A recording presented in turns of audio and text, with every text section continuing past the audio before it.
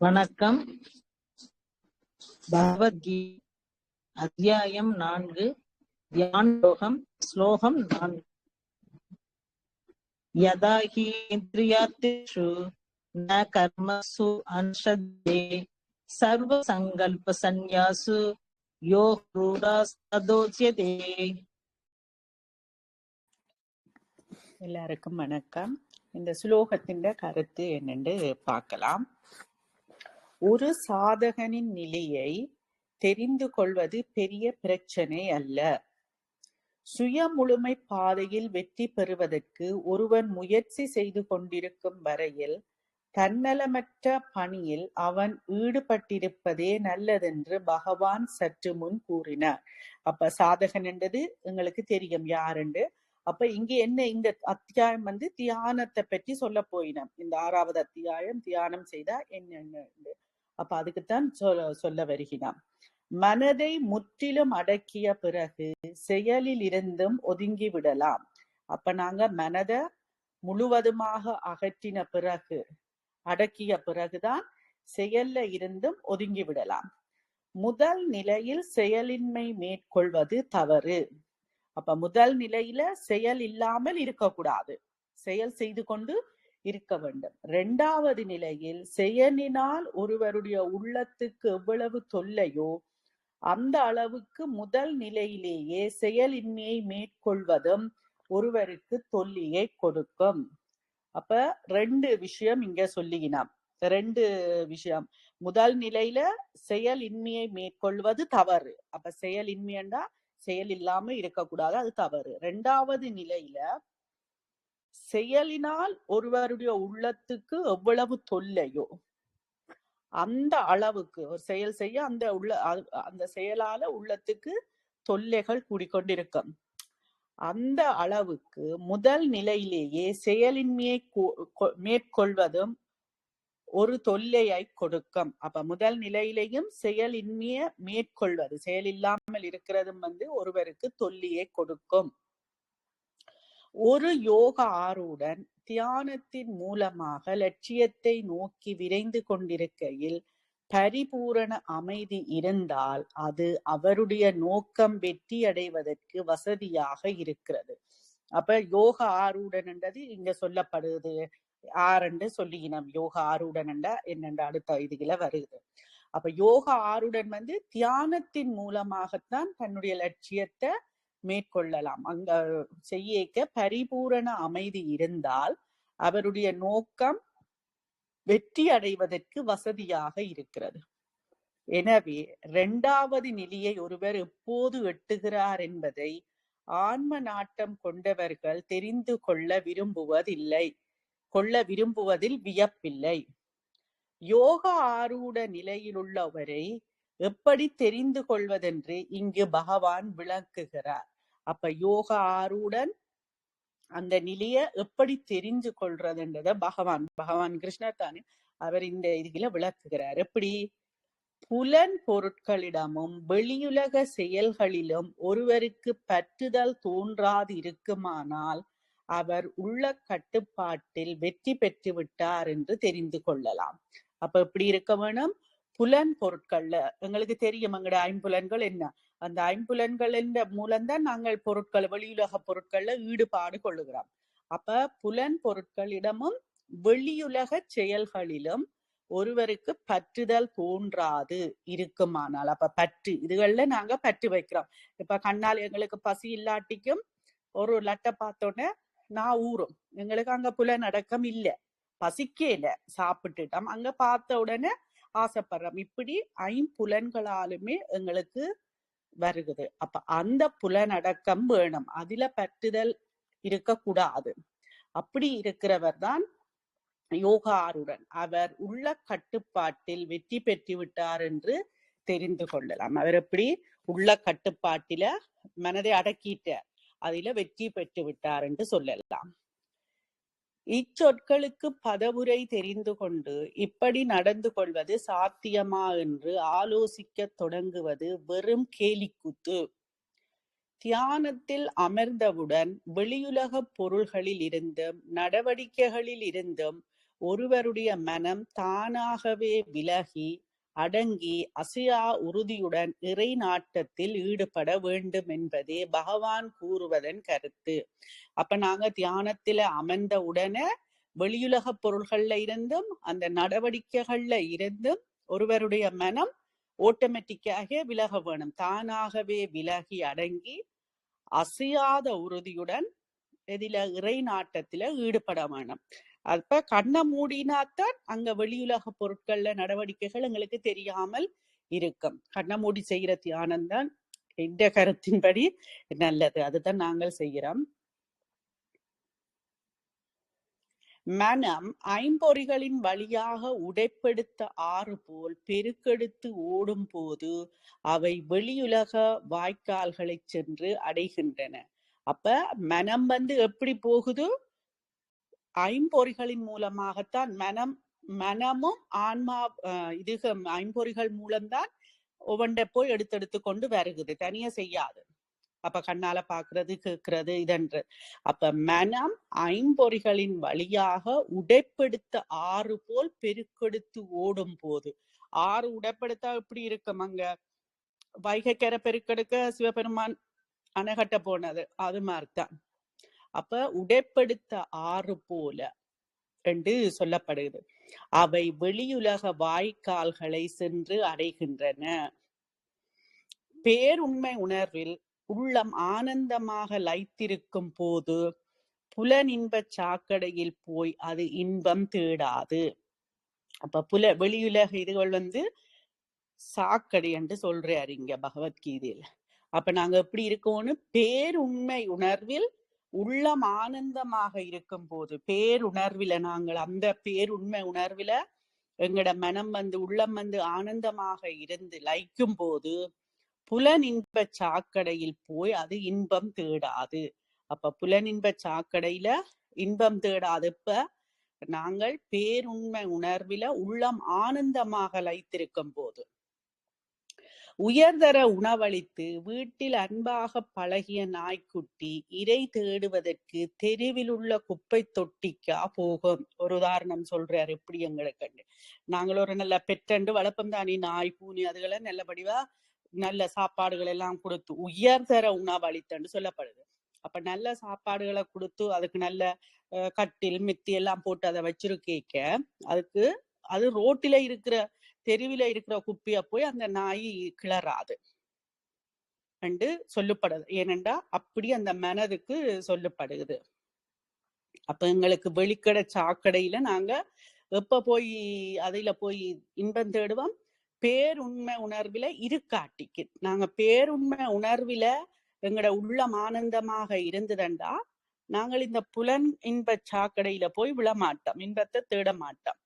அதுக்குத்தான் அந்த நாய்க்குட்டிய வீட்டுல நல்ல உயர்தர உணவளிச்சு நல்ல வடிவா பாதுகாத்தால் அது குப்பிய போய் இருக்கிற சாப்பாட்டை கிளறாது.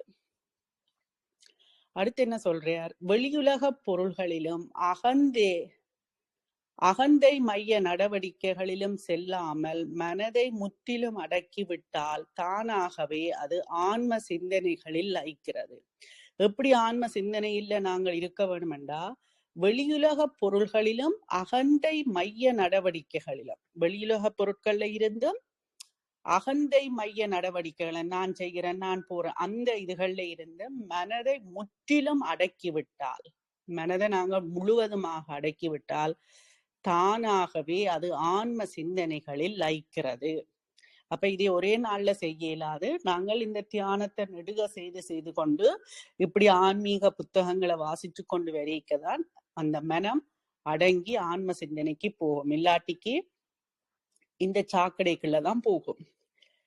இவ்வாறு பற்றுதல்களை முற்றிலும் துறந்த நிலையை குறிப்பிடுவதோடு இங்கு சிறப்பு சொல்லொன்று பயன்படுத்தப்பட்டிருப்பதை கவனிக்க வேண்டும்.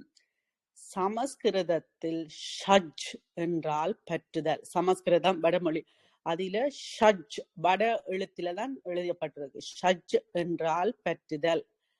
அனுஷஜ் என்பதற்கு அணுவளவும் பற்றுதல் இல்லாமல் என்று பொருள். அப்ப பற்றுக்கும் அணுவளவும் பற்றுதல் இல்லாததுக்கும் வடமொழி சொல்லி எடுத்து இங்க சொல்லப்படுது. வெளியுலகப் பொருள்களிலும் செயல்களிலும் அணுவளவும் பற்றுதலின்றி இருப்பவரே யோக ஆரூடன் என்ற கருத்து இதனால் தெளிவாகிறது. அப்ப யோக ஆரூடன் என்றது ஆறு? வெளியுலகப் பொருள்களிலும் செயல்களிலும் அணு அளவும் பற்றுதல் என்று இருப்பவர். அப்ப வெளியுலகப் பொருள்களையும் செயல்களிலையும் அணு அளவும் பற்றுதல் என்று இருப்பவர் தான் யோக ஆரூடன். அந்த நிலையிலும் கூட உள்ளே அடங்கி கிடக்கும் வேட்கைகளினாலும் சங்கற்பங்களினாலும் மனதில் சலசலப்புகள் தோன்ற இடமுண்டு. அப்ப அந்த நிலையில கூட உள்ளே எங்களுக்கு அடங்கி கிடக்கும் வேட்கைகளினாலும் சங்கற்பங்களினாலும் மனதில் சலசலப்புகள் தோன்ற இடமுண்டு. சங்கற்பம் உள்ளத்தில் பெரும் புயலை எழுப்பிவிடும் தன்மை பெற்றது. சங்கற்பம் உள்ளத்துல பெரும் புயலை எழுப்பிவிடும் தன்மை பெற்றது. வெளியுலக பொருள்களை விட இன்னும் அதிக கலக்கங்களை ஏற்படுத்த வல்லது இந்த சங்கல்ப சக்தி. அப்ப இந்த சங்கல்ப சக்தி என்ன செய்யும்? வெளியுலக பொருட்களை விட இன்னும் அதிக கலக்கங்களை ஏற்படுத்தும். எது? சங்கல்ப சக்தி. அப்ப அதுவுமே இருக்கக்கூடாது. இந்த சங்கல்ப சக்தி எனவே செயல்கள் புலன் பொருட்கள் ஆகியவற்றிடமிருந்து மனதை உள்ளிழுத்து கொண்டால் மட்டும் போதாது. அப்ப நாங்க என்ன சொல்லினோம்டா, செயல்கள் புலன் பொருட்கள் ஆகியவற்றிடம் இருந்து மனதை உள்ளிழுத்து கொண்டால் மட்டும் போதாது. அதுக்கு என்ன செய்யணும்? மனதின் சங்கற்பங்களையும் பூண்டறுத்தவரே மனதை முற்றிலும் வென்றவர் ஆகிறார். அப்ப மனதின் சங்கற்பங்களையும் பூண்டறுத்தவர் தான் மனதை முற்றிலும் வென்றவர் ஆகிறார். கிருஷ்ணருடைய சொற்களில் இக்கருத்து நிழலாடுவது இப்பாடலின் சிறப்பு. மனதின் அட்டகாசங்களை அடக்கி நிர்மூலமாக்கி ஒருமுகமாக தியானத்தில் ஆழ்ந்துவிடும் நிலையில் இருப்பவரை யோக ஆரூடன் என்ற சொல் குறிப்பிடுகிறது. அப்ப யோக ஆரூடன் என்ற சொல் யார குறிப்பிடுகிறண்டா, மனதின் அட்டகாசங்களை அடக்கி நிர்மூலமாக்கி, நிர்மூலமாக்குறண்டா ஒன்றுமில்லாம செய்கிறது, ஒரு முகமாக ஒரே முகமாகண்டா ஒரே சிந்தனையோட ஒரு இதா தியானத்தில் ஆழ்ந்து விடும் நிலையில் இருப்பவரை யோக ஆரூடன் என்ற சொல் குறிப்பிடுகிறது. இவ்வாறு மனம் அடங்கிய நிலையில் அவருடைய அனுபவம் எப்படிப்பட்டதாக இருக்கும் என்பதை விவரிக்க வேண்டியதில்லை.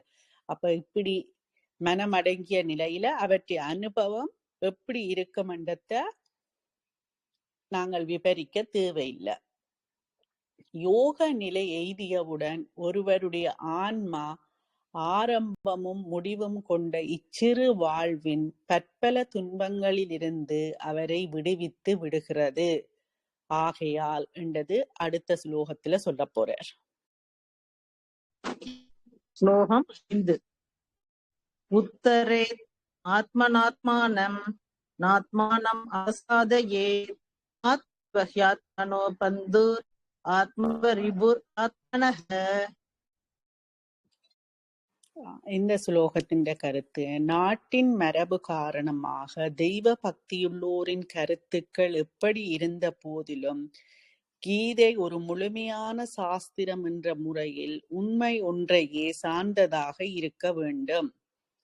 சாதகர்களின் ஆன்மீக முயற்சி வெற்றி பெறுவதற்கு இவ்வெளிச்சக்தியின் அருள் வேண்டும் என்று நினைப்பதில் விரும்பத்தகாதது ஒன்றுமில்லை. ஆனால் தீவிர முயற்சியுடன் சேர்ந்தால்தான் இந்த கருத்து பயனுள்ளதாக இருக்கும்.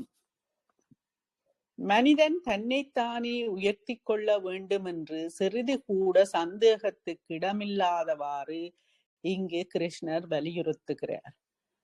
அவர் ஜமுனா நதிக்கரையில் கோபியர்களுடன் சிரித்து விளையாடி கொண்டிருக்கும் போது பேசியது அல்ல இது. இந்த பகவத்கீதை எப்படி என்றத சொல்றார். போர்க்களத்தின் நடுவில் அவருடைய அவதாரத்தின் நோக்கம் நிறைவேற போகும் நேரத்தில் கூறியுள்ள முக்கியமான செய்தி, எளிமைக்கு இட்டு செல்லும் இயல்புகளை கைவிட்டு முழுமை நெறியில் முன்னேற்றம் காணும் முயற்சிகளை மனிதன் தானே மேற்கொண்டால்தான் ஆன்மீக பண்பாட்டு துறைகளில் முன்னேற முடியும் என்று பகவான் கூறுகிறார். அப்ப இந்த பகவத்கீதை கோபியர்களோடு அவன் நதிக்கரையில ஜமுனா நதிக்கரையில இருக்கேக்க சொன்னதில்லை, இது போர்க்களத்தின் நடுவில இருக்கேக்க சொன்னது. அடைய வேண்டிய லட்சியத்தை பற்றி எல்லோருக்கும் கருத்தளவில் தெளிவாக தெரிந்தே இருக்கிறது. அப்ப அடைய வேண்டிய லட்சியத்தை பற்றி கருத்தளவிலே எல்லாருக்கும் தெளிவாக தெரிகிறது. ஆனால் அது செயலாக உருவாவதில்லை. இப்ப நாங்க சொல்றோம், அத பயிற்சியில செய்ய மாட்டோம், செயல்ல செய்ய மாட்டோம், சொல்லில மட்டும்தான் இருக்கும். அதுக்குதான் நீங்க சொல்லிக்கலாம். கருத்தளவில் தெளிவாக தெரிந்தே இருக்கிறது லட்சியம் பற்றி, ஆனால் அது செயலாக உருவாவதில்லை. பார்க்க போனால் மனமும் உடலும் கருத்துக்கு நேர்மாறாக செயல்படுகின்றன. அப்ப பார்க்க போய்க்க மனமும் உடலும் கருத்துக்கு நேர்மாறாக செயல்படுகிறது. மனம் ஒன்று சொல்லும், உடல் அதை செய்யாது, வேறு ஒன்று செய்யும். அதுக்கு நேர்மா. என்னை பற்றி நான் கொண்டிருக்கும் லட்சிய தோற்றத்துக்கும் நான் உலகில் நடந்து கொள்ளும் போது காணப்படும் தோற்றத்துக்கும் இடையே முரண்பாடு இருக்கிறது. அப்ப என்னை பற்றியே நான் கொண்டிருக்கும் என்னுடைய லட்சிய தோற்றத்துக்கும் நான் உலகில நடந்து கொள்ளும் போது காணப்படும் தோற்றத்துக்கும் இடையில முரண்பாடு இருக்கிறது. கருத்துக்கும் செயலுக்கும் உள்ள இந்த இடைவெளி மனிதனுடைய வீழ்ச்சியின் அளவை எடுத்து காட்டுகிறது. அப்ப கருத்துக்கும் செயலுக்கும் உள்ள இந்த இடைவெளி மனிதனுடைய வீழ்ச்சியின் அளவை எடுத்து காட்டுகிறது. நம் கருத்துக்கு மாறான முறையில் நடந்து கொள்கிறோம் என்று கூட பலருக்கு தெரிவதில்லை. அப்ப நம்முடைய கருத்துக்கு மாறான முறையில தான் நாங்கள் நடந்து கொள்றோம் என்ற கூட பலருக்கு தெரிவதில்லை. நம் குறைபாடுகள் நமக்கே தெரியாததால் எனக்கு நிகராக யாரும் இல்லை என்று மனப்பால் குடித்து கொண்டு காலம் தள்ளுகிறோம். அப்ப எங்கட குறைபாடுகளே எங்களுக்கு தெரியறேல. அது தெரியாததாலதான் எனக்கு நிகராக நான் யாரும் இல்லை என்று மனப்பால் குடித்து கொண்டு காலம் தள்ளுகிறோம் என்று சொல்லப்படுது. சுயநலம் உருவெடுத்த பலர் மற்றவர்களை அல்லவா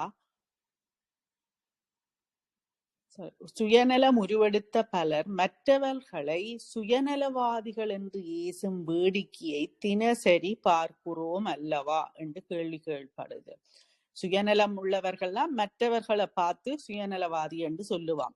இது வேடிக்கையா இருக்குது, ஒவ்வொரு நாளும் பார்க்கிறோம் என்று கேள்வி கேட்படுது. கண்ணாடி இல்லாத உலகில் ஒற்றை கண்ணன் ஒருவன் மற்றொரு ஒற்றை கண்ணனை பார்த்து கேலி செய்யும் கதையாகத்தான் இருக்கிறது. அதுக்கு உதாரணம் சொல்லினம். ஒழுக்க நெறியில் சிறந்தவனாகவும் எல்லோரிடத்திலும் அன்பு செலுத்துபவனாகவும் சமூகத்துடன் இசைந்து வாழ்பவனாகவும் இருக்க வேண்டும் என்று எனக்கு நன்றாக தெரிகிறது. ஆனால் உண்மையில் எப்படி இருக்கிறேன் என்பதும் எனக்கு தெரிகிறது. எப்படி என்றது அப்ப நாங்க இதெல்லாம் எங்களுக்கு அகத்தாய்வு செய்து பார்க்கதான் இதுவெல்லாம் வரும். மனதில் நூற்றுக்கணக்கான பற்றுதல்களும் விருப்பு வெறுப்புகளும் என்னை ஆட்டி படைக்கின்றன. அப்ப இந்த மனதில நூற்றுக்கணக்கான பற்றுதல்களும் விருப்பு வெறுப்புகளும் என்னை ஆட்டி படைக்கிறன்னு சொல்லப்படுது. ஆசைகளும் ஆவல்களும் பொங்கி வருகின்றன. ஆசைகளும் ஆவல்களும் பொங்கி வருகின்றன. தெரு நாய்களை விட மோசமாக மற்றவர்களுடன் சண்டை சச்சரவுகளிலேயே பலர் வாழ்க்கையை வீணாக்கி கொண்டிருப்பதை பார்த்ததில்லையா? அப்ப தெருநாய் சண்டை போடுறத விட தெருநாய் சண்டை போடுறத விட மோசமாக மற்றவர்களுடன் சண்டை சச்சரவுகளில் ஈடுபட்டு வாழ்க்கையை வீணாக்கி கொண்டிருக்கிறோம் என்று சொல்லப்படுகிறது. இல்ல, தான் இப்படி 2 நிலைகளில் முரண்பட்டு நடந்து கொள்வதை ஒருவன் உணராத வரையில் மதம் அவனுக்கு எவ்வித நன்மையும் அளிக்க முடியாது. அப்ப அவனுக்கே 2 நிலைமைகள்ல முரண்பட்டு இருக்கேக்குள்ள அது அவன் உணராமல் இருக்க மட்டும் மதம் அவனுக்கு எந்தவித நன்மையையும் செய்ய முடியாது என்று சொல்றார். கருத்துக்களின் உயர்வுக்கு ஏற்ப மனதையும் நடவடிக்கைகளையும் தூய்மையாக வைத்துக் கொள்ள விரும்புபவர்களுக்கு மட்டுமே மதம் பயனளிக்கிறது. அப்ப மதம் யாருக்கு பயனளிக்கிறது? மனதையும் நடவடிக்கைகளையும் தூய்மையாக வச்சு கொண்டிருக்கணும். மனதும் தூய்மையா இருக்கணும், நாங்க செய்யற நடவடிக்கையும் தூய்மையாக இருக்க வேணும். ஒருவன் முழுமை பெற முடியாமல் நிலை குலைந்து போவதற்கு காரணமே அவனுடைய மனம்தான். அப்ப ஒருவன் முழுமை பெற முடியாமல் நிலை குலைஞ்சு போறதுக்கு காரணம் அவனுடைய மனம்தான். ஆனா இது அறியாமல் மற்றவைய நாங்க கைய காட்டுறது. நன்றும் தீதுமே பிறர் தர வாராண்டு சொல்லிவிடலாம். தோன்றி மறையும் நிரந்தரமற்ற பொருள்களில் நாட்டம் கொள்வதும் உடல் இன்பங்களுக்காக அலைவதும் உன்னத லட்சியங்களை திரித்து காட்டும் பூத கண்ணாடியாக விளங்குவதும் நமது மனமே. அப்ப நம்முடைய மனம் எப்படி இருக்காம்? தோன்றி மறைகிற நிரந்தரமற்ற பொருட்கள் இதெல்லாம் நிலையாக இருக்காது. ஆனா அந்த நிலையற்ற பொருட்கள்ல தான் எங்களுக்கு ஆசை வருது. இப்ப எக்ஸாம்பிளுக்கு சொன்னா ஒரு ஐபோன்ண்டா அது கொஞ்ச காலத்தாலே அது பழுதாயிடும். ஆனா அதுல ஐயோ இந்த போன் அதுல பற்று வருது. பிறகு உடல் இன்பங்களுக்காக அலைகிறது. மூன்றாவது உன்னத லட்சியங்களை திரித்து காட்டும் பூத கண்ணாடியாக விளங்குவது நமது மனமே. அது புலனின்ப வேட்கைகளை நம் உள்ளத்தில் உறுதியாக நாட்டி விடுகிறது.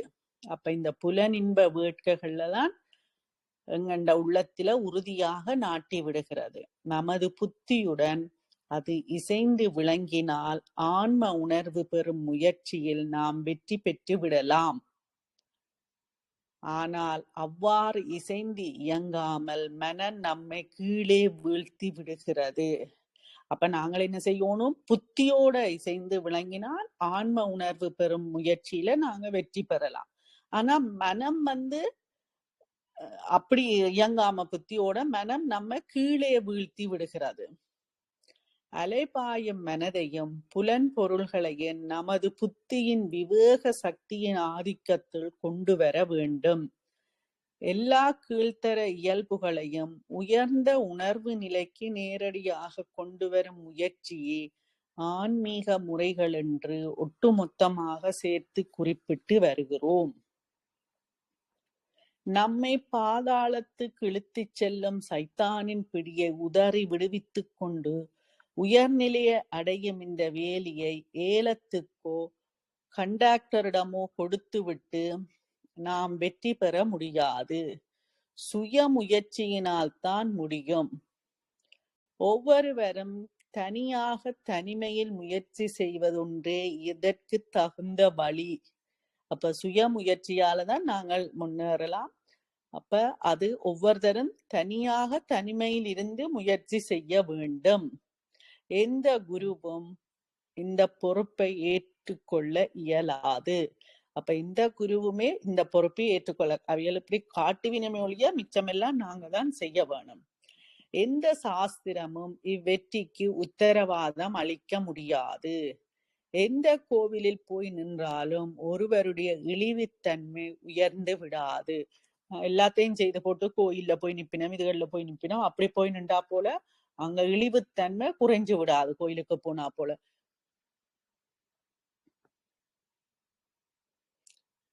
நமது கீழ்த்தர உணர்ச்சிகளை நாமேதான் படிப்படியாக அழிக்க வேண்டும். அப்ப எங்களுக்குள்ள இருக்கிற கீழ்த்தர உணர்ச்சிகளை அந்த அரிஷட் வர்க்கங்கள் இருக்குது, அதை நாங்கள் தான் ஒவ்வொன்றாக குறைச்சு டிலீட் பண்ணி கொண்டு வர வேண்டும். உயர்ந்த பண்புகளின் கட்டுப்பாட்டுக்குள் கொண்டு வர வேண்டும். இம்முயற்சியில் குரு, சாஸ்திரங்கள், கோயில் இவை எல்லாவற்றுக்கும் உரிய இடம் இருக்கிறது என்பதில் சந்தேகம் இல்லை. அப்ப இதுல இவன்ற பங்கு இருக்குது.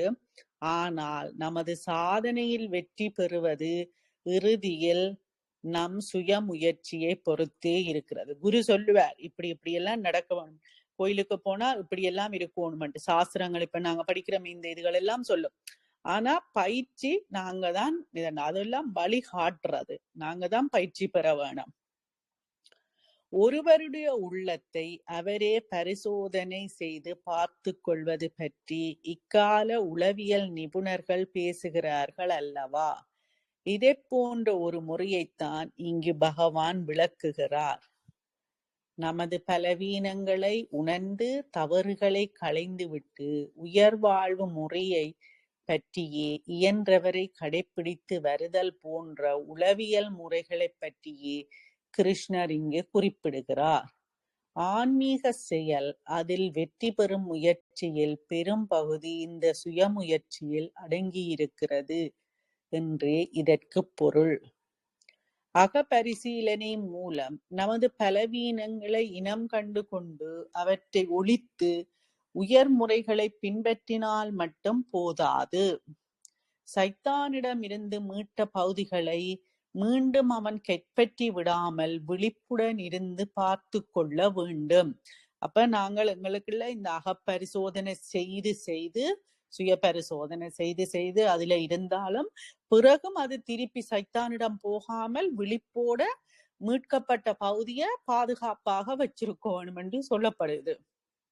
அதான் சைத்தானிடம் இருந்து மீட்ட பகுதிகளை மீண்டும் அவன் கைப்பற்றி விடாமல் விழிப்புடன் இருந்து பார்த்து கொள்ள வேண்டும்.